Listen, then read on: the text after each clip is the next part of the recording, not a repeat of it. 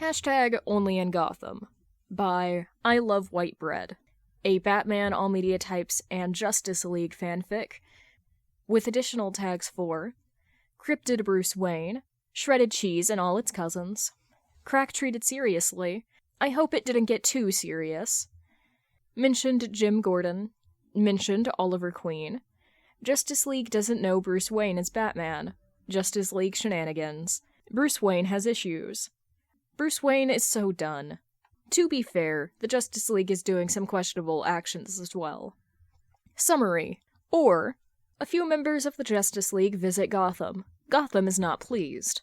Or, cheese for peace. Or, how the Batsignal was created. Additionally, it's Friday. Gotham is, objectively, still standing. In conclusion, this isn't Jim's problem. Chapter 1. Seriously? Hal looked down at Flash's screen. He could see everything while standing behind Barry, who was lounging at the table, with what had to be at least 15 burger wrappers strewn around him. And, of course, his tablet in hand. What? Barry almost sounded offended. But seriously, who could blame him? Hal wasn't the only one who had started nagging him about following the progressions of the bat creature on the internet. Barry was a scientist at heart. And the way the bat was behaving... Was it liquid? Did it take a strain on itself to keep himself, or well, itself, in a physical form? Was it human?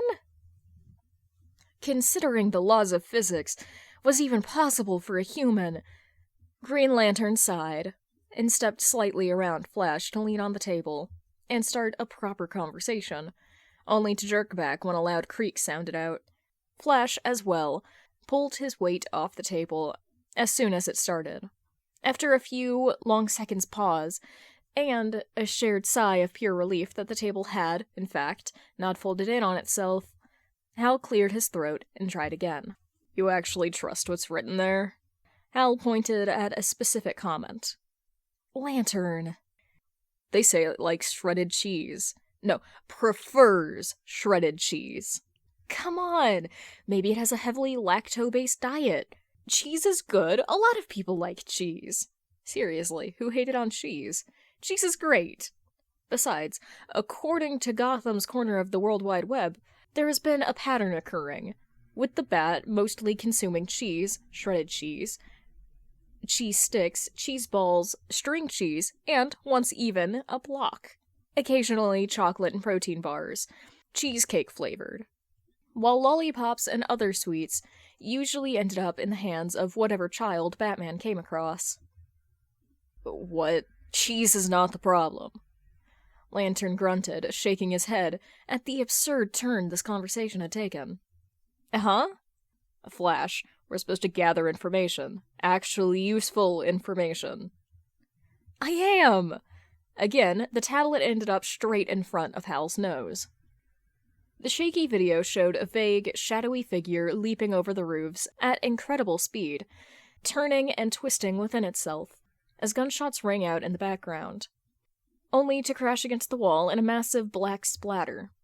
Lantern's stomach turned as the thing gathered itself back together, landing soundlessly on the roof, and practically obliterated the two goons who had shot at him. Brutal, incredibly fast, and apparently capable of flight. It pounced like a predator. The video ended with those eerie white eyes turned towards the camera, making the person holding it gasp, and the video shake out of focus before cutting off entirely. Damn, it really looks like it's made out of shadows, Lantern said lowly. Yes, exactly! Liquid shadows! Just imagine what substance he could consist of. We might just be witnessing an entirely new state of matter. It might be something liquid, solid, and gelatinous all at the same time. A constant triple point, or rapid changing between the three. Green Lantern didn't even have to shove the tablet away from himself, as Flash clutched the thing to his chest first, before starting to search for another video. Gelatinous as well? Yes! The tablet was back under his nose, this time showing an even shakier video of the bat literally turning to smoke before gathering itself back into that formless mass with ears. nearer to the ground, and slithering what seemed like a tendril or tentacle around a goon's leg. It definitely acted aggressive. And if they were facing off against someone with the same or similar shape-shifting abilities as Jean, this could get ugly fast, Hal realized. Unknowing of Lantern's growing pit in his stomach, Flash prattled on, tablet under his own nose once again, instead of Hal's. There's a lot of theories going around Gotham right now, but they don't think it's human since it doesn't behave like a human, physically as well as socially or mentally. But it's apparently really nice to kids and shares sweets people lay out for it with them. And imagine fighting by its side. I mean, that definitely answers the question if it's sentient or not, but it can obviously plan ahead and strategize, and I know I already mentioned that before. Barry. Flash shut his mouth with a click of his teeth. Sorry. But Hal looked a bit too serious for the problem to only lie with Barry switching to speed talk in excitement. Finally, Lantern decided to sit down, next to the speedster. Once in the chair, he leaned his elbows on his knees and turned towards him. Flash, this could be really dangerous. You've seen how it fights in those videos. It's dackin' slippery. With abilities similar to Martian Manhunter and no known weakness, this thing might just be an incredible threat. Oh no. This was Hal's military voice. Well, we're not supposed to fight it, Flash retorted defensively. But what if we need to? You've seen how that thing took those thugs down. No wonder Gotham's criminals are scared of it. We're talking about Gotham. We might even have to wait for Superman and Wonder Woman to return from Star City. Lantern frowned at the floor. Well, it would be wise not to corner such a being. We do not know how to fight it, nor do we have any reason to. In order to keep from provoking it, we should proceed as planned, and simply visit Gotham with the best intentions and low numbers. If Jean's voice hadn't been so calm in nature, Hal might have jumped to the ceiling with the way the Martian had just materialized behind them. Holy... Jean! A warning! Barry huffed out something between a startle and a chuckle, hand placed over his heart. Apologies. I have, however, projected myself near arrival in this room. Green Lantern groaned. Projected, thanks. We're not all super psychic beings, you know? But he couldn't deny that the Martian's appearance did take the edge off of things. It was probably why Hal's grumble sounded more fond than annoyed. So, we just go to Gotham and ask if he wants to join? Flash looked up at Manhunter, who simply nodded. As if Hal hadn't just explained exactly why they needed to be cautious. Indeed. Then, after a pause, and an incredulous silence on Hal's part, Flash decided to speak up again. What if we brought it cheese? Like a peace offering? And Martian Manhunter nodded along. That might be beneficial to our cause. We need to show we are friendly in a universal way. Flash basically sprung up, slamming slightly against the table, but not letting that deter him in his enthusiasm. And what better way to say, we're the good guys, than with food? He threw his hands in the air, and Hal's face basically scrunched up with disbelief and loss for words. Then we should prepare, Jean replied, calmly, smiling slightly at Flash's antics. What kind of cheese should we get? The forum says he likes shredded a lot, but they've also seen him consume other variants. Do you think he likes cheese slices? Oh, or maybe those smoke types of cheese melts. And Flash was back scrolling through what was essentially a Bat fan page. It wasn't Hal's fault the table gave up on them. The heavy leaning, Hal sprawling himself across as much of the surface as his upper body was able to cover, was entirely caused by his team's sheer callousness and their mission of recruiting what had to be a demon from hell. While the rest of the world seemed smitten with their new group of heroes, Gotham didn't even try to hide its distaste towards them. Sure, there were critics, there always were, and people often couldn't differentiate between an imminent threat and what was simply inevitable collateral damage by the League to get rid of said imminent threat. But Gotham was vicious. Never before had Hal been as openly hated as he was here. And Hal was part of the Lantern Corps, so that had to say something. There were war planets less drenched in aggression and criminality than Gotham. I sense a certain animosity towards us, and heroes in general," Martian Manhunter said, as a brick phased through him. "You sense that, huh?"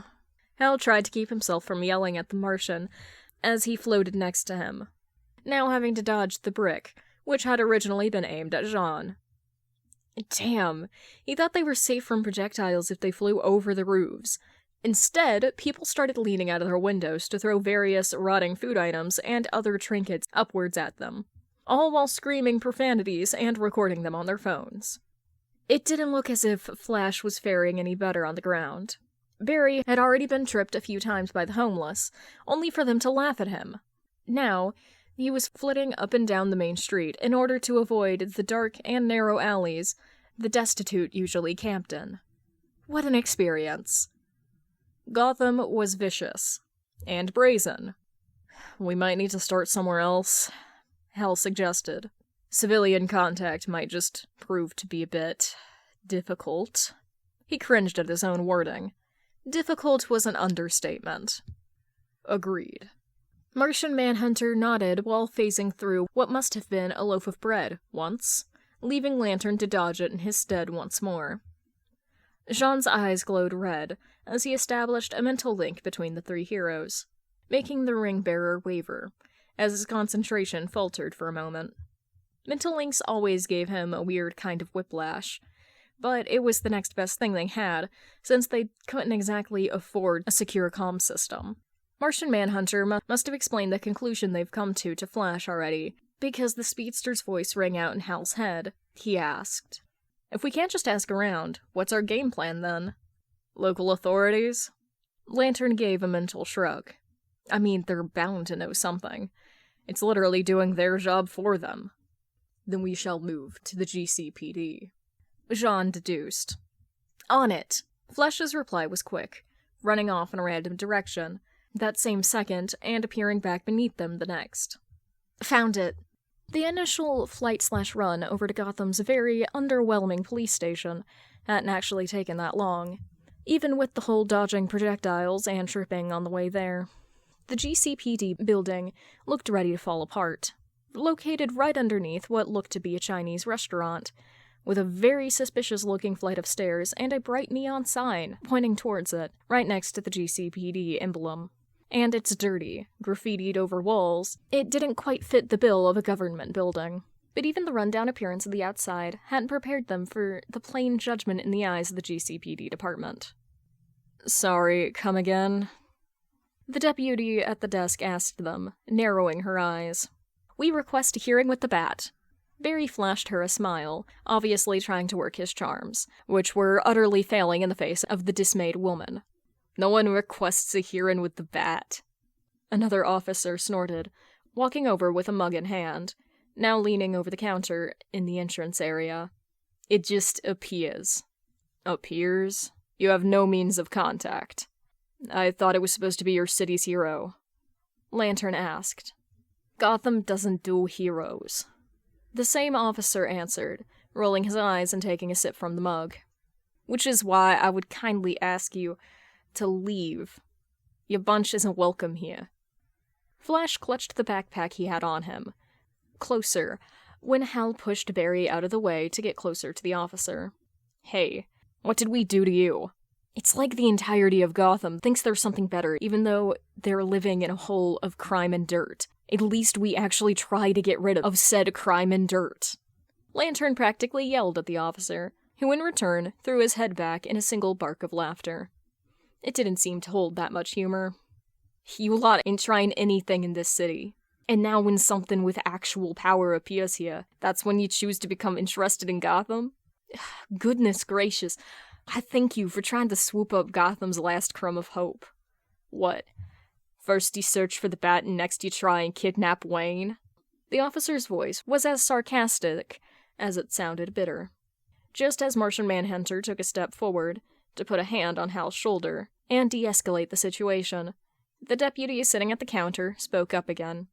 "We could just call the commissioner, you know. Anything regarding the Bat goes through him either way." She shrugged and leaned her head against her hand, lounging in her workplace, rather than even trying to uphold some professionalism. Just because you feed it, Bollock, doesn't mean you have any authority over the matter.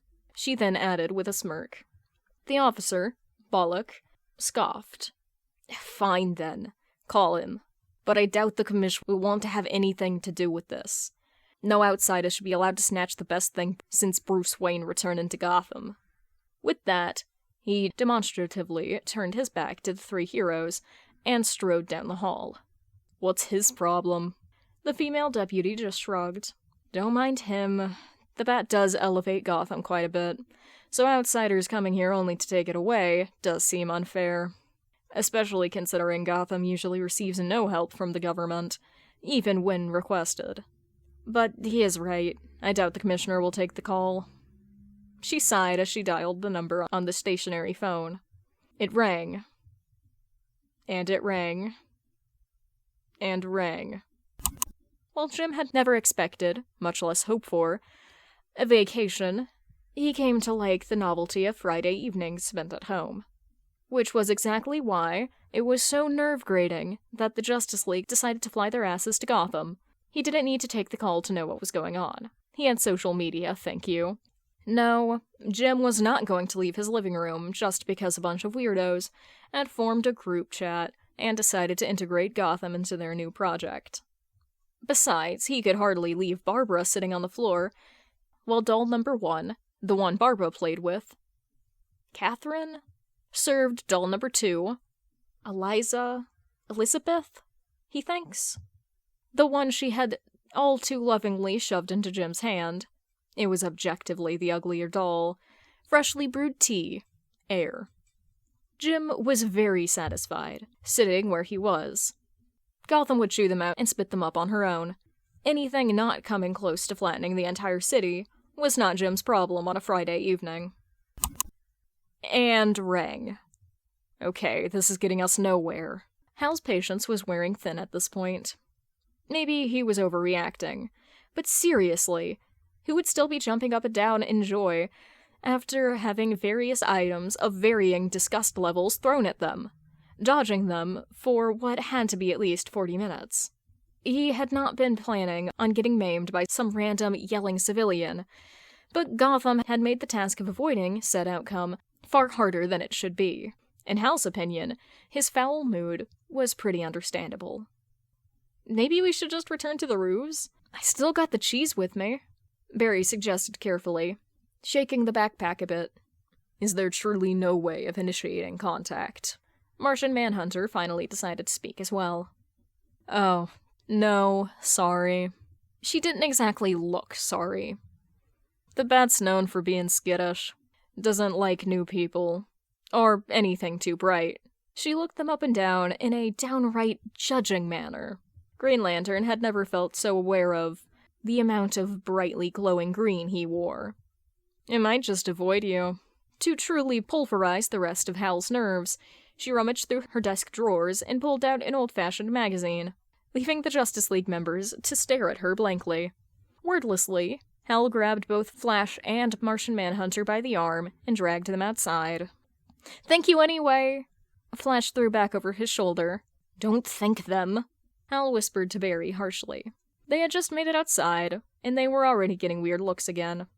Hal groaned. We're not making much progress this way. Thank you for stating the obvious. Green Lantern threw his hands up in the air at Jean's assessment. What if we try to gain the Bat's attention directly? Flash suggested. If it doesn't like flashy things, shouldn't we be able to do that easily? I mean, we do look pretty flashy. That police officer wasn't wrong. Jean looked around, his gaze landing on a nearby cinema's floodlights, swinging from side to side. Hal followed his eyes. The light did catch quite well on Gotham's smog-filled sky. It might just work. It took them a total of 3 hours to first find someone selling floodlights, since they didn't want to just steal one, only to throw all morality to the wind and seek out a more shady-looking seller at Gotham Harbor. At least the ring made it quite easy to finally place the thing on some random rooftop. It took both Hal's and Barry's card to withdraw enough money from the local bank to be able to pay the seller off in cash. Hal will decidedly overlook that detail. Rent wouldn't be due for another 2 weeks either way. He'll figure out how to pay that. Once on the roof, Flash pulled out a Sharpie and started drawing. Jean tilted his head at Flash's quick pen strokes. "What is that?" Hal asked incredulously. "It's a bat! How else is it supposed to know we're calling for it?" Flash replied, not even looking up from his art project. "In no way is that a bat. The ears might seem a little long," Jean helpfully put in. "Those are its wings!" "Just turn it on, Flash. It doesn't matter what it is. We just need to gain its attention." Hal sighed, pinching the bridge of his nose. "Fine." Flash gave up, shoving the Sharpie back into the backpack, and speeding off, with the cable in to search for an outlet. A second later, he was standing back on the roof, flipping the switch on the back of the floodlight. The bright beam illuminated a large circular part of the cloud, smog, blanket covering the night sky. The squiggle in the middle of it really made the whole thing seem like, well, a really bad art project. Hal slapped a hand over his face. "Maybe it's better if we just..." He covered the bat in the floodlight with both hands, trying to mimic a bat, with the shadow his hands now casted on the night sky. "No, that looks more like an eagle. Just leave my bat to do the job." Flash tried to push Green Lantern away from the lamp, unnoticing to the way Jean's brows furrowed. "Your so-called bat isn't doing anything other than making this look more like a disaster than it already is." Hal shoved Barry back, trying to keep his hands in front of the glass. "It's here." Jean interrupted the squabbling, making both the lantern and Flash go stiff. Then they noticed it. 2 white, glassy eyes staring at them from the shadows. Jean stepped forward, only to stop in his tracks. The figure stepped out of the shadows. Or rather, melted out of them. Even Flash looked to be at a loss for words, at the actual sight of this demon. Shadow? They couldn't really tell. All Hal could make out was the black mass the being consisted of. Slowly, it oscillated from side to side, sliding closer in an almost predatory way. Flash jerked. "Ah! Mr. Bat! Sir? Miss? Ma'am? Bat?" He cleared his throat. We're members of the Justice League. It's nice to meet you." Flash held out a hand, which the bat stared at, and kept staring, until slowly an actual hand-shaped shadow emerged from the mass, reaching out and wrapping around the speedster's offered hand. Hal had to suppress a shiver with all his might when the slight squelching sound made itself clear. As the black hand retreated back into the rest of the shadowy form, Flash blankly stared at the sludgy residue on his glove. Hal stared with him. "We come in peace," Jean offered calmly. "Why?" The figure coiled again. "Here." Lantern couldn't hold back a cringe at the voice. It sounded painful, as if someone had gargled glass and let it heal all wrong. No amount of cigarettes would do that to a voice. He couldn't even make out if it was animosity the creature had talked with. We brought an offering?" Hal tried instead, ignoring Barry, who seemed to speed through several facial expressions at having what might have just been a piece of the bat itself, still clinging to him. He slowly grabbed the backpack, projecting his movements clearly, as to not startle the thing. "We got, cheese. You like that, right?" God, it sounded bad. As if Hal was offering treats to a dog. Except the dog was an undecipherable mass of black, vaguely bat-shaped sludge. Hal just stretched out his hand towards the creature, cheese block in hand. To the ring-bearer's absolute horror, the figure of the bat elongated. Damn, it was big. At least standing 2 inches taller than Green Lantern. It didn't take the cheese. Instead, it pointed towards the floodlight. Yeah. We, didn't exactly know how to call you here. It is sentient, intelligent, but I cannot pick out its thoughts." Lantern heard Jean's voice in his head. The creature turned abruptly and hissed, making Jean step back in shock. "Mind reader," it growled. Okay, no. Hal was not ready to fight an angry cryptid, just because Martian Manhunter decided to overstep now. Hal tried to toss the block of cheese towards it in panic. "We come in peace, truly!" The bat recoiled. Oh, yeah, no. Retreat! He screamed in his head, trying to gain the Martian's attention, praying Jean would pick up on his rising tension. Flash seemed to finally shake himself out of his stupor. Wait. Barry put up his hands in a placating manner, trying to calm everything down. We're not here to hurt you. You're a good guy, a shadow. You're one of the good guys as well. We're here to extend an invitation to join the Justice League. The creature rocked from side to side. Was it intrigued? Was it suspicious? Hal didn't even know if he wanted to find out. It felt as if everything was just a hair's breadth away from catastrophe, and the bat would just lunge at them. A strained, crackling sound met the Leaguers. Did it chatter like a cat? Think about. Oh, you'll think about it? Mr. Sir, Ma'am, Bat? Flash obviously struggled to address the cryptid in front of them. More crackling. Batman. Huh? Then... Leave. It continued to hiss. Yes, of course, we'll see each other around? Flash fumbled, while Hal was already trying to pull him backwards slightly. We'll leave. Everything's good. We meant no harm. Green Lantern continued to mutter, not daring to startle the creature. Batman? Any further. It continued to glare as they slowly retreated. Martian Manhunter starting to float as well. Hal saw no other choice but to draw Barry closer, and just lift him up like a child by grabbing him under his armpits and taking off. A glance back revealed the creature circling the block of cheese. Hal had chucked at it in panic. Then, that white glare continued to follow them, and Hal decided to turn away. On the flight back, it almost felt like Gotham responded to their meeting with the Bat. As soon as it seemed they had calmed the city's cryptid somewhat, it was as if all attempted assaults had stopped against them. There were far less projectiles to be dodged, but that also could just come from them now flying higher, due to not having to search through Gotham anymore, and being able to just, leave. Both Superman and Wonder Woman were already waiting in front of their warehouse. You're back. How'd it go? Superman sounded far too cheery for Hal's frayed nerves when he walked towards the slowly approaching figures. We have successfully recruited the Archer of Star City, Wonder Woman added, looking quite pleased. It'll of course be on probation first, but Green Arrow was ready to test out being part of the League. Superman smiled as they finally landed. Hal set Flash down with a sigh. At least the speedster had been pretty much entirely still during the flight, which Lantern could mark down as quite the achievement. Maybe their only achievement, next to not getting attacked today. The recruiting has gone well. Martian Manhunter replied, accompanied by a scoff from Hal, hovering down to the ground soundlessly. I'm pleased to say the cryptid of Gotham is intelligent, even capable of speech and higher psychic awareness.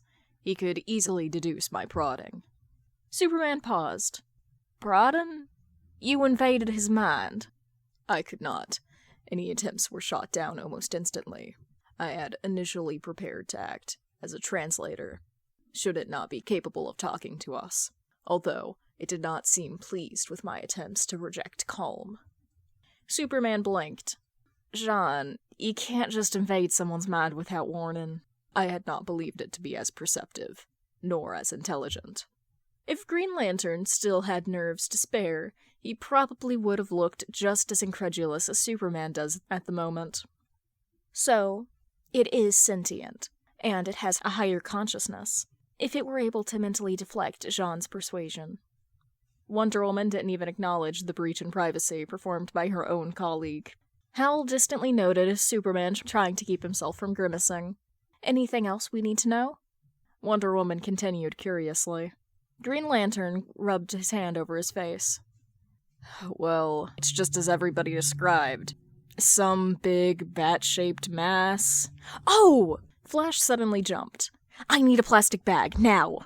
What? Superman looked rather startled. I shook its hand! I need to analyze this stuff. As Flash liked to do with his tablet, he shoved his sludge-smeared hand under Superman's nose, who recoiled. Christ! Flash, what is that? The Batman? Shook my hand. It left residue! Batman? Wonder Woman asked curiously. Well, it's what it called itself when I struggled to, address it. Him. Flash said somewhat sheepishly. Except for the last part, that he now stated with conviction, as if the creature calling itself a man would make it anything other than, well, a creature. I can't say it's much of a man, Hal added dismissively. The thing was taller than me by at least 2 inches, and entirely black. It was as if I was being stared down by a hole instead of a living being. You're being rude. Barry leaned towards him before flitting off, inside the warehouse, re-emerging with a plastic bag he now peeled his glove into. After tying the bag shut, Flash admired its contents. He started fidgeting where he stood, looking up at the rest. I'd love to stay, really, but I don't know how unstable this is, and... Go on, Flash. Diana smiled warmly at him. We may just gain more insight about this Batman. Flash straightened with a grin, and gave her a mock salute before running off. Was that relief? She turned back to the Martian and Green Lantern. So, when will Batman arrive? Well, we kinda forgot to give it a pointer to where we're meeting it. Hal scratched the back of his head. But honestly, it didn't pounce, so I'm already counting that as a win. I'm not returning to Gotham. That entire city is vicious. I thought the recruitment had gone well. Superman frowned worriedly. The ring bearer made a so-so gesture and shrugged. Hey, we did our best there. And seriously, if you want this bat creature on the team, it should be you having to go through all that trouble. I'm fine with never going back there, and not having that on the team. This was ridiculous, and frankly, after the scare with Gotham's shadow creature, Hal needed a good long nap. The situation, aside from Gotham's entire residency and their blatant disrespect towards the Leaguers, was as ridiculous as it was dangerous. If Superman needed a demon on the team, he might as well work it out himself. Martian Manhunter tilted his head. I believe putting the invitation forward to be a mutual desire. It was a mutual tolerance. Hal deadpanned and dragged a hand over his face. I'm going home. I need to report to OA tomorrow. I'm going to sleep. Superman, who apparently decided now is the time to transform into the embodiment of empathy and nerve-grating kindness, looked over to Hal and put a hand on his shoulder. Are you okay, Hal? If you need time off, or if you need to in the future, you can just say so, and we can work around. Soups. Lantern interrupted him, gently shoving his hand off. This is fine, really. As long as I can stay outside of a 50-mile radius surrounding Gotham, I am more than fine. Superman's expression didn't change. Still worried, but also a bit disbelieving. He answered, It cannot be that bad. He slowly walked towards the entrance of the Hall of Justice, leaving Wonder Woman and Martian Manhunter to engage in their own conversation. Yeah, for someone who doesn't have to dodge bricks, yes. For anyone actually being able to take damage from that, it's a tad bit stressful. Hal followed him in, steps slow. Bricks? Just go to Gotham yourself. Lantern waved him off. Tell me if the cryptid wants to join. It growled something about thinking, so it's probably taking its time to decide. The way it was talking just sounded painful, but honestly, I was more surprised that the Black Mass could talk at all without a mouth. You know? When Superman opened the warehouse doors, the Man of Steel stopped in his tracks. Hal almost startled, almost asked him what happened. Almost expected that same Black Mass he had been talking about to materialize in the darkness of their makeshift base, and glare with those white, unfeeling eyes. Jean slowly phased into the ground, leaving Wonder Woman to watch him retreat in confusion. What happened to the table? Yes, it was time to leave. Chapter 2. He could feel his side throbbing. He had heard the cracking. The only thing he could truly hope for was that his ribs hadn't broken through entirely. Floating ribs were a sure way to puncture a lung, and Bruce could live without that. He had a gala to attend in a few days, and the Bruce Wayne of the public had no reason to break his ribs. He grunted as he slipped through the pipes.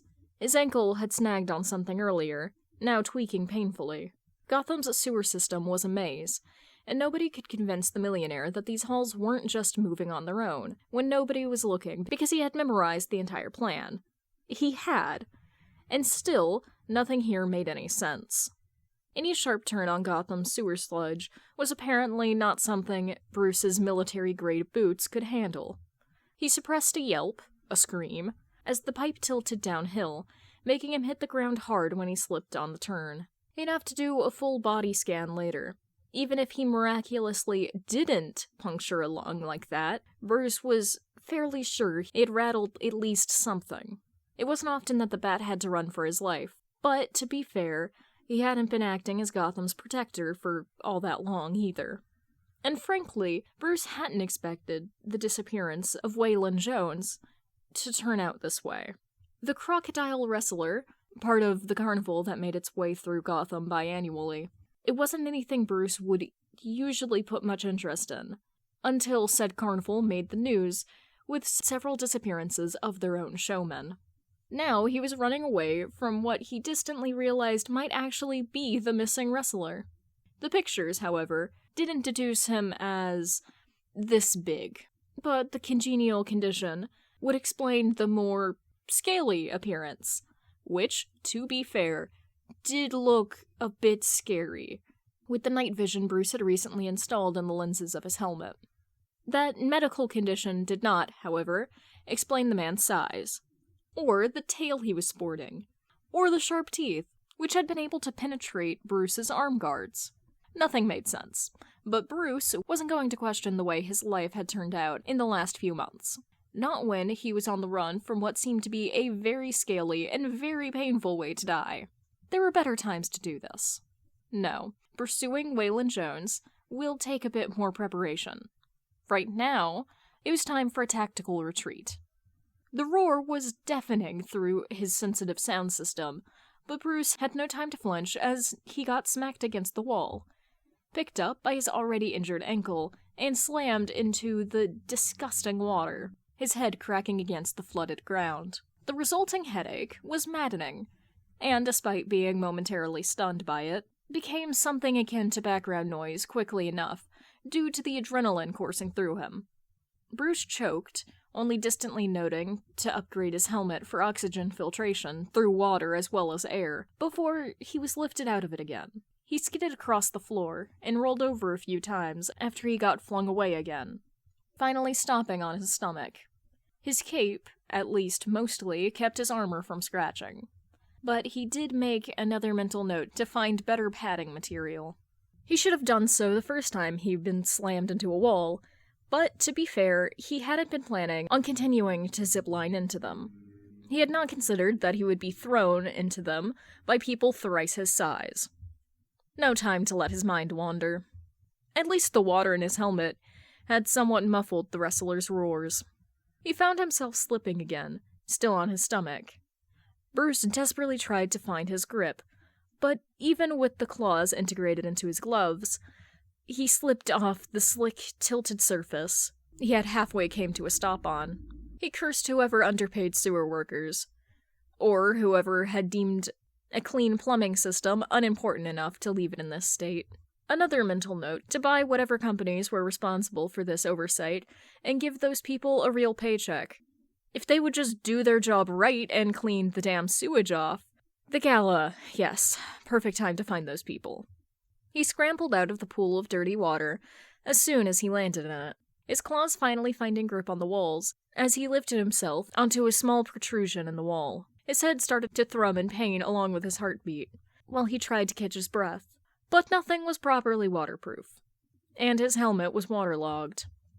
The only thing properly working was the stupid night vision, and it showed in the way Bruce realized the grunting and animalistic roars far too late.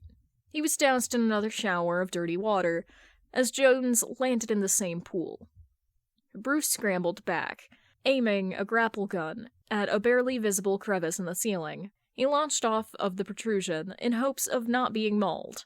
The claws missed him by a hair's length.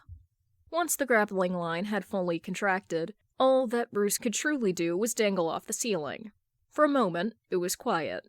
For a short moment, he allowed himself to breathe, That moment cost him, as he had underestimated Joan's strength. With the help of his new crocodile tail, the large, scaly man pushed himself out of the water. The movement itself was similar to a crocodile launching itself upwards to catch a bird, or other flying prey. Except Jones was able to push himself quite a bit higher than the average crocodile, and not only due to his sheer size, but also his sheer strength. With the addition of a human intellect, he did have the foresight to stretch out his arms instead of simply opening his jaws. This time, the claws didn't miss, and closed around his calves. A small part of Bruce thanked whatever deity there was that it hadn't been his ankle that had been grabbed again, because if not for the sturdy Kevlar, he was sure he'd be walking away with more than just bruises. On second thought, he wasn't sure whether he would have walked at all in the future. Bruce was back in the water, managing to struggle his way out of the grip by sheer luck, after almost drowning once more, in the disgusting mix of water and dirt. Twisting and turning, and not quite understanding how exactly he had been able to evade the claws once again. Finally, he broke through the water's surface once more, water coming up to his chest, and fearing for his life in pure, instinctual terror. For what had to be the umpteenth time that night, Bruce lost his footing. A pipe opening on the other side of the pool had started to trickle water, gaining momentum far too rapidly, until it had turned into a gushing stream. The water pressure swept the young millionaire off his feet, stance already weakened by his aching body, and hopefully unbroken, yet hurting ankle. Horrified, he could feel his body spun in all directions. Underwater, barely noticing being sucked into another pipe tunnel, until it was too late. Desperately, he scratched at the walls, but there was nothing to do against that kind of water pressure. Then everything got marginally brighter. He wasn't sure where up and down were anymore, so, despite his panic screaming at him to move, he let himself drift and watch which direction the water bubbles would rise. After finally figuring it out, through the first massive and later manageable amount of bubbles, he hurriedly swam to the surface, trying not to lose even more air by screaming into the water with the amount of hell he was putting on his ribs. Breaking the surface, however, did absolutely nothing. His water-clogged helmet made breathing marginally harder than it had to be. Hurriedly, he swam to the edge of what looked like Gotham's river, opening into Gotham Harbor. He scrambled up over the edge as fast as he could, if only to lift the lower part of his helmet up slightly. He wasn't about to unmask himself in public like this. Then he hunched over, to gag out all the polluted and dirty water that he had swallowed, also letting anything that had gotten stuck under his helmet splatter onto the pavement below. He escaped. Survived, really, by pure luck. Bruce looked up. The noise seemed to be coming from a harbor worker. He was tempted to just ignore the man and be on his way, although people didn't tend to be afraid of him if they hadn't done anything wrong. Still breathing heavily, he turned towards the worker, who, in all his fright, had put his hands up and let the wad of money he had been counting fall to the ground, bills scattering. Suspicious. There was no other word for it. Bruce couldn't suppress the groan that escaped him as he righted himself, injuries shifting painfully. The man flinched and tried to shield his head with his forearms, crossed in front of it. I'm sorry, Mr. Bat Demon, sir. His head was still thrumming to the rhythm of his heart, but he should probably investigate this. It was a large amount of cash the man had dropped. He swayed a bit as he drew closer, still hunched over. His balance was slightly off, and not only due to his ankle. Bruce considered a concussion. With another yelp whimpering sound, the man practically jumped back. There were still several feet between the two of them, which is why Bruce did not understand the fright. He was aware of his image in Gotham. He couldn't even begin to ignore the way he was perceived due to the large amount of food offerings, mostly cheese, they gave him. So yes, he knew people thought of him as a creature instead of a human. What did you do? It sounded warbled, even to Bruce. The speakers were soaked, but there wasn't really anything he could do about that at the moment. He was just tired. It had been a long night, full of ever-changing sewer systems and scaly, overgrown men chasing him. I'm sorry, please don't hurt me. Bruce wasn't a judgmental person. He wasn't. But he couldn't help but think of the display as pathetic. He was obviously injured, hunched over and groaning in pain. He might still be dangerous, but most people wouldn't consider any injured creature as dangerous as one that had its full strength. He wasn't even a creature, but he wasn't desperate in his state either. Except maybe for the bed. What? He had to cut himself off in order to suppress a coughing fit.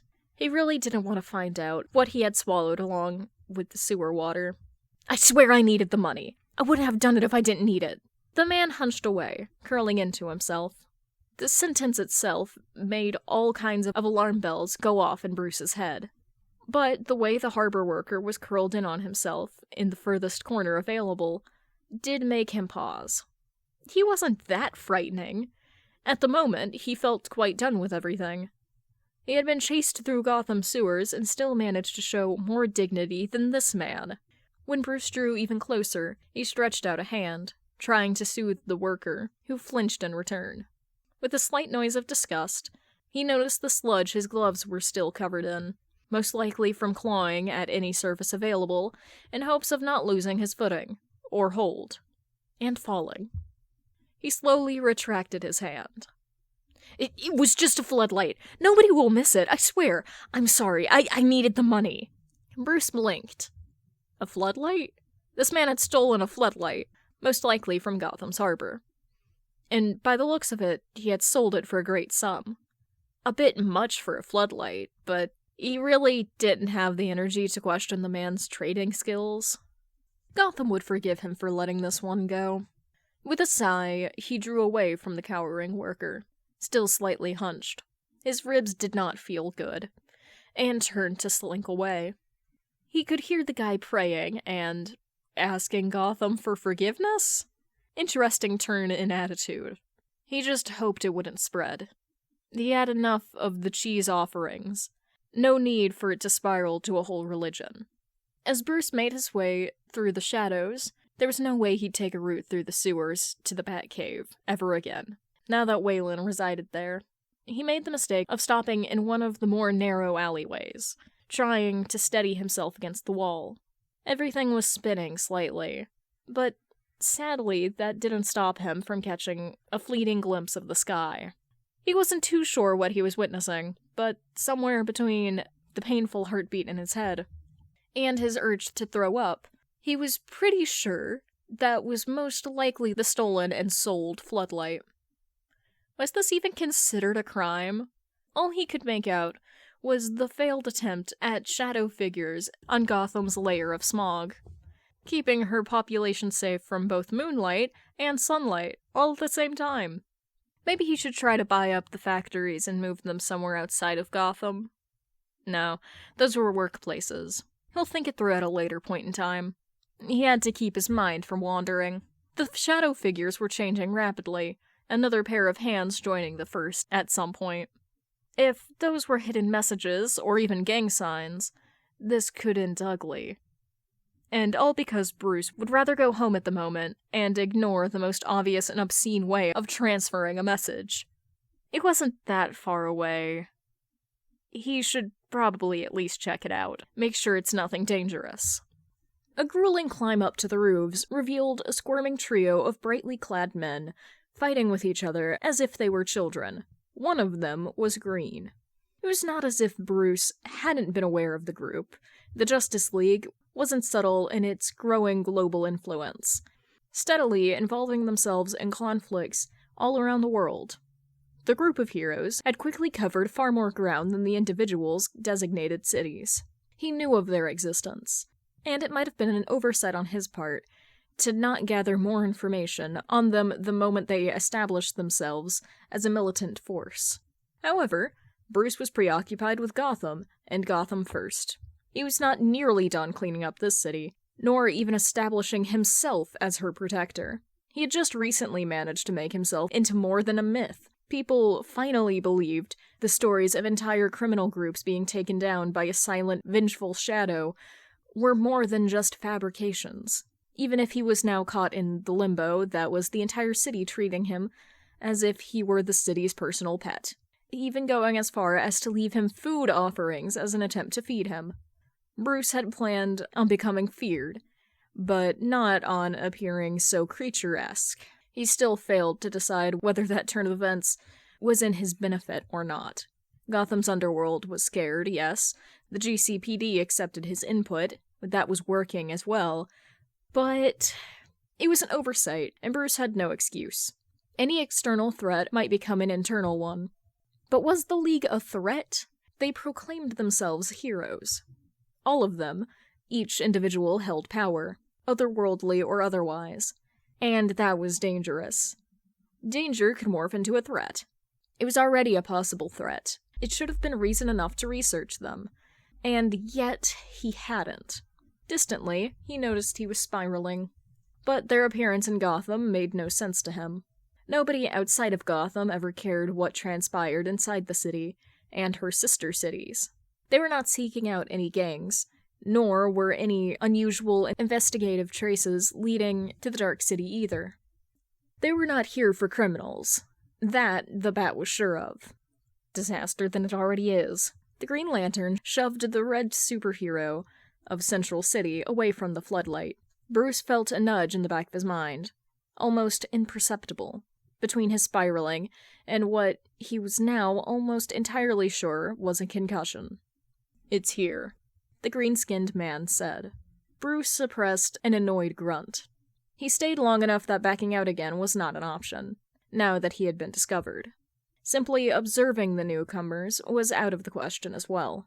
He watched the other two go still, head slowly moving towards where the vigilante had noticed he had slightly swayed out of the protective shadows. Their eyes widened almost comically. The few moments of silent staring felt awkward, so he fully moved into the light that the floodlight bathed the roof in. Except it tilted. Or Bruce felt like it tilted, practically needing to catch himself from falling flat on his side. He stepped onto his injured ankle, suppressing the next yelp threatening to escape him. Bruce attempted to shift his weight off of it, and trembled on the other side. The sole goal was to somehow save his dignity, by not slamming face first into the ground. There was no way he could stay upright. Staying somewhat hunched over, it was. The position was kinder on his ribs either way. The Central City hero flinched away. Mr. Bat, sir, miss, ma'am, Bat? He cleared his throat. We're members of the Justice League. It's nice to meet you. Before his muddled brain could even start to untangle that sentence, the speedster held out a hand. It took far too long to register. The drumming his brain had succumbed to seemed to change pace just slightly, but Bruce was still reeling from everything that had transpired up to this point, and was far too preoccupied with the hero's offered greeting than the situation probably warranted. Should he take it? Why the interest? Was this a trap? A test? Did it even matter? After far too much blank space between the questions in his head, he stretched out his own hand to take the offered one. Once the squelching sound made itself known, Bruce was almost mockingly reminded of his run in the sewers. He had blissfully forgotten about his state of uncleanliness, due to the lack of break between various circumstances the vigilante had found himself in that night. Now he had been reminded, rather bluntly, of the need to clean himself off. Preferably from the inside out, by swallowing a few antibacterial and charcoal pills as well. He did not want to know what kind of diseases he was carrying at the moment by taking a swim in the chemical and whatnot concoction that was Gotham sewer water. He was probably holding the hand for too long now. Slowly, he let go. Bruce would probably feel at least slightly embarrassed with the way the hero was now staring at his stained glove, if he wasn't just so done with it all. No doubt the speedster was disgusted. Bruce certainly was, and grew even more acutely aware of the rest of the stuff still clinging to him. "We come in peace," the green-skinned man told him steadily. It echoed weirdly in his head. "Why are you here?" Bruce said, uncaring of the way his speaker swallowed at least half of the sentence. It was understandable. That had been enough today. It hurt to talk either way, and he had to suppress another coughing fit, not quite able to keep the shaking out of his shoulders. We brought an offering," The Green Lantern now spoke up. He grabbed a backpack, which had been discarded next to the Central City hero. He had not noticed it either. Another oversight. Bruce's mind looped over and over, until the words smeared together into yet another background noise. Then it stopped dead in its tracks. They did not... We got, cheese. You like that, right? They had not committed a crime. The stolen floodlight was an oversight on their part. He will not sucker punch a Green Lantern in the presence of two other superhumans. That would be stupid. Bruce, you can't take them the state you're in. Bruce had to actively stop himself from recoiling as the Green Lantern offered him the cheese block. He bristled either way, the way his shoulders tensed. He had to right himself in hopes of relieving the new strain his own offense had brought his body. He hardly noticed the way the lantern's gaze followed him. Everything hurt, including talking, and he couldn't really focus either. So he did the next best thing that came to communicating verbally, refusing to acknowledge the cheese. He pointed at the floodlight in silent question. Yeah, we, didn't exactly know how to call you here. A thrumming rhythm in his head hitched.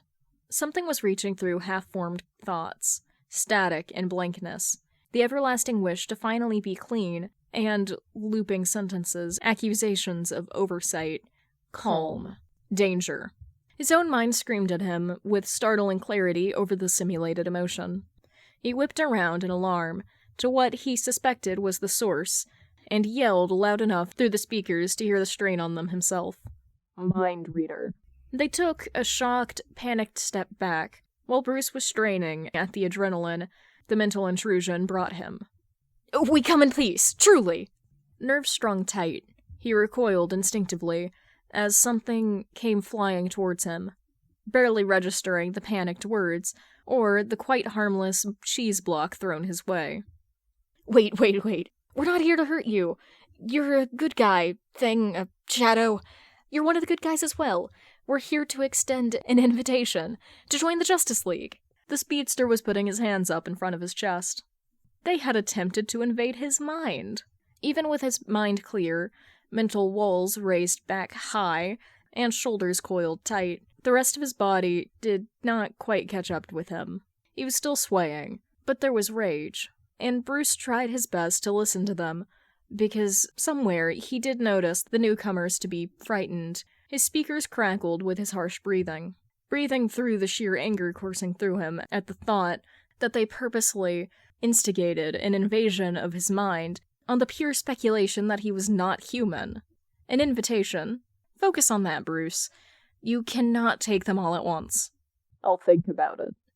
He gritted out through the sheer disgust at their actions. Oh, you'll think about it? Sir, ma'am, Bat? And it was restraint that kept him talking instead of pouncing, because that was the only thing that would actually distance himself from the animal they thought he was. Not a bat. I'm a human. A human you felt the need to violate the privacy of. Now leave before I decide to throw that humanity out the window. He spat through the crackling, not quite sure his words even reached them. And not for the first time, but definitely the realest time, he cursed out the myths surrounding the voluntary but accidental image he built.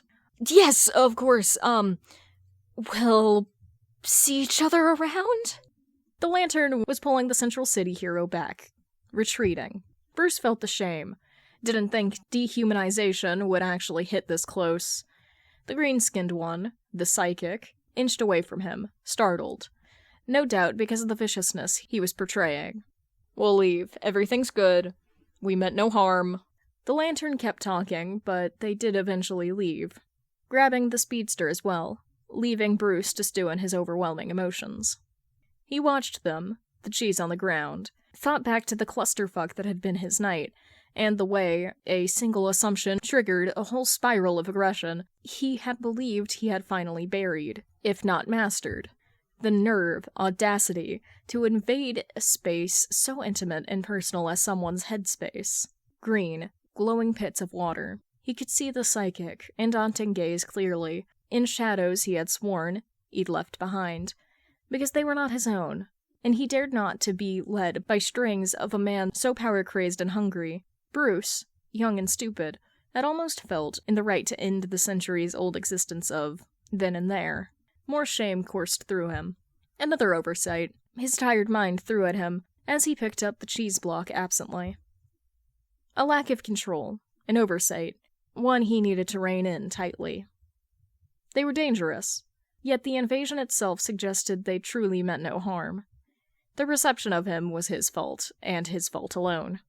He stepped closer to the floodlight and noticed the squiggled lines, faintly reminding him of something bat-shaped, if one looked closely. He turned it off. Bruce reminded himself that he had wanted to appear as something other than human, something that did not share the same limitations as someone human would, and thus strike fear into the hearts of the criminal underworld. He reached his goal, and failed dramatically at fully grasping the concept of what that had entailed in its entirety. Inhuman. It was a two-way road. He guessed a beast would strike fear into people as well as any god would. He hadn't strived for divinity, but he has believed himself at ease with being a beast. His mind was reeling, the thumping returning, now to the same rhythm as his heartbeat again. He was tired, which didn't keep him from analyzing where he had overreacted. That said, letting the situation replay in his head over and over again. Almost clinically, he identified the trigger. Intrusion on his mind, on a space he was supposed to deem safe. He climbed back down the building, ribs protesting once more. He also identified what led them to invade in the first place. The same image he had honed, held over criminals' heads like another weapon, an image he found very little serious issue with. Bruce paid no attention to how he was making his way back to the cave, sticking to the shadows as he continued on autopilot, lost in thoughts that were making the thumping worse. His image was meant to be a form of psychological warfare. Now, he realized, even that was a double-edged sword under the right triggers. They meant well, he reminded himself uncomfortably. And he guessed the cheese block, as ridiculous as it was a testament to that. Chapter 3. Bonus. Bruce. Dirty, covered in sludge, emotionally numb, and just hurting all over. I'm at the Justice League today, Alfred. Alfred. Please take a shower, Master Bruce. Your injuries need seeing to. Bruce. They gave me cheese, Alfred. Alfred. Already moving to peel the armor off him. That is very nice, Master Bruce. Bruce. Please don't perceive me, Wayne. Flash. Somewhere in a lab looking at Gotham's less health hazard and more death trap sewer sludge. This chemical makeup is amazing. It makes no sense. Also Flash, seeing the microbes, parasites, and viruses. I know they aren't actual organisms and aren't alive, don't come at me. That somehow survive in the general abysmal concoction of chemicals. ...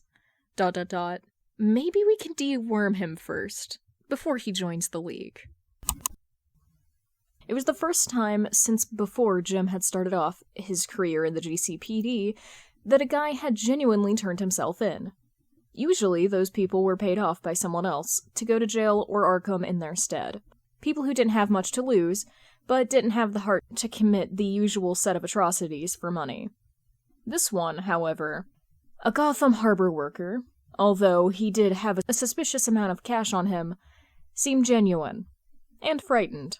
Jim ought to mark this day on his calendar, if it hadn't been for something as ridiculous as a misplaced floodlight. Gotham Harbor could live without the thing, really. It's not like their lighthouse was even working properly, and if ships could manage to find their way up the river without that, then one light, more or less, wouldn't make a difference. Actually, the occurrence gave Jim a lot more paperwork than he had anticipated. The man had apparently sold it to a group of colorfully clothed people. On the same Friday evening, Jim had refused to show up at the station. Somehow, he couldn't bring himself to regret that. The Bat, of course, had cleaned up nicely, save for placing the floodlight back at the harbor and the documentation. But Jim could hardly let Gotham's cryptid into the police building to file its own reports. Even if he had to admit that the creature would make a good detective, had it been human. The worker had sold stolen goods to the Justice League. Try even explaining that in a report. Scratch it all. He took the "it happened in Gotham, who gives a shit" shortcut, as he did with all reports which included the Bat. Except now, he apparently also had to account for the entire wannabe hero community, and just blackened the entire thing out before even proofreading. It was a set of black lines on paper, blackened out for a reason, and with no original and actually readable copies for the same reason. And just for good measure, Jim took another piece of report paper and blackened out the unblemished lines. After filing the non-information away safely, shoving it in the deepest corner of the archive, Jim actually readied himself to search for the damn floodlight. The police force was still manned sparsely, thanks to most of the workers who'd been receiving additional paychecks from less than savory sources resigning after having been scratched and followed by the Bat creature one too many times. It was funny, because while he did not know exactly what they were facing here, the Bat was known to circle around the GCPD, just so it could leave them goons and clues, and evidence as if it were candy. Its looming, oppressive presence over the corrupted officers seemed more like a nice side effect. A small part of Jim also believed it came back for Bollock's treats. The man had upgraded from cheese to actual sandwiches from their department's vending machine, and, so far, they had been received well by the Shadow. If one believed Bollock, of course. Just as soon as Jim shrugged off his coat, he took another look at the marked area of where the floodlight could be stationed. Based on the angle of the shadow puppet play had on the smog blanket covering the city, it wasn't that far away from the GCPD building, which made the commissioner question whether the rest of the staff had just ignored the misplaced light as best as they could. In the sea of all the crimes in Gotham City, this was probably a modern krill among sharks, whales, and prehistoric dinosaur fish. So, while he would usually curse each and every one of those ignorant idiots out, he found himself in need of a change of pace from the stupid paperwork. It wasn't like he could understand them. He himself had, after all, added a clear, yet blackened out sheet to the report, just to make it look like he had actually put in the thought to deal with this. A few fire escapes and cigarettes later, Jim was standing next to the stolen floodlight, an old rusty piece of machinery. Reviewing it up close, he realized it might actually be one of the lights which had been illuminating Gotham's lighthouse from the ground. Maybe he should actually put it back. How long had it even been missing? If no one had noticed until the thing was literally bought off by a global hero clubhouse, surely it couldn't be that important. He lit another cigarette and stepped closer, noticing the graffiti covering the light. Or rather, the squiggle straight in the middle of the glass. He could technically let it be cleaned off and shipped back to the harbor, which it might just get restolen. But if that happened, he would personally put the entire case into the large, unsolved section of the precinct archive and forget all about it. The squiggle struck him as odd, however. It looked deliberate, not much like a gang sign.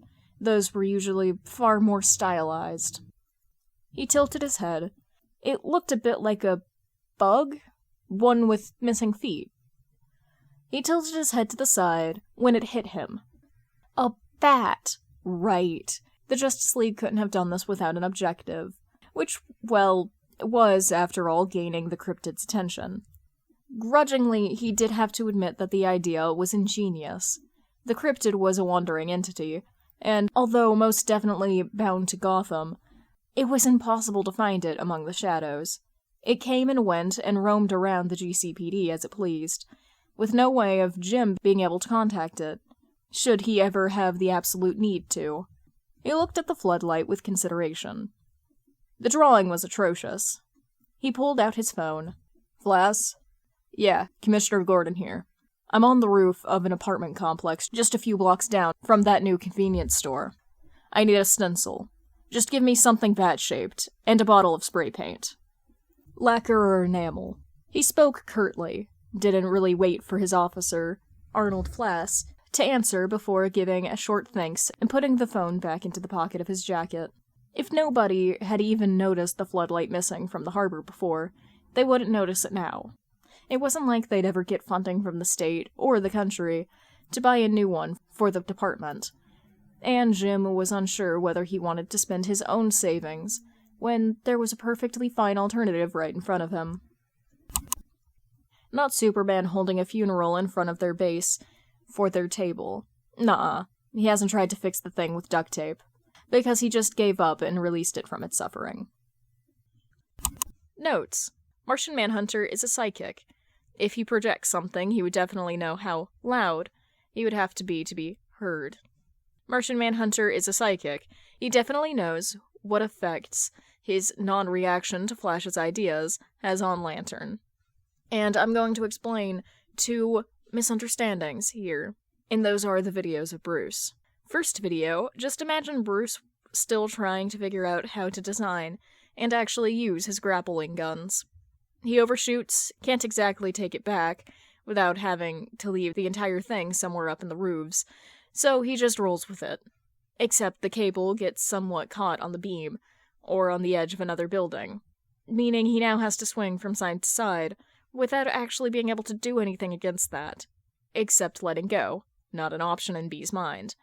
So now it looks like a massive shadow creature is floating around in the air, / flying in jagged movements, while miraculously dodging bullets aimed at it. Bruce twisting and turning with all his might. With all of his twisting and flailing in the air, his grappling cord does get unstuck at some point, sending him straight into the wall, cause of his overshot in the first place. His cape flares out against the wall, meaning it looks like liquid shadow has just gone splat against the wall. As he falls down, it folds back into itself, because even if he is somewhat falling gracefully, he is still falling. It kind of looks like a long black veil following him, Vanta Black swallowing too much light to let anyone see any contours. So it does elongate Bruce's figure, making him look like he had just gathered himself back together into a giant, long droplet. Getting slammed against the wall hurts, so Batman had to finish quickly, meaning he had to be a tad bit more aggressive against his opponents. Second video, a bit easier. Just a smoke bomb, and since Bruce's DIY'd them all first, they didn't tend to hold long. So all the dust/ash, maybe even black pigment, still thinking about that one, just gathered near the ground quite quickly. Bruce, now having to improvise, just ducked down low into the smoke cloud he created and managed a kind of low kick. Also, I do love reoccurring details. This is another one where this is part of a series. So there are 2 other parts to this. There's the Bat, which is just more info on his whole deal. And then there's the sequel to this. So, if you guys would be interested in me trying to get permission to do more of this, tell me. Get off the keyboard. Baby girl, off the keyboard. I'm so sorry for just everything I do. I'm very, very small. I am very easy to kidnap, one might say. Hell had to... My man is so good at bartering. The Bat is trying to give you enrichment.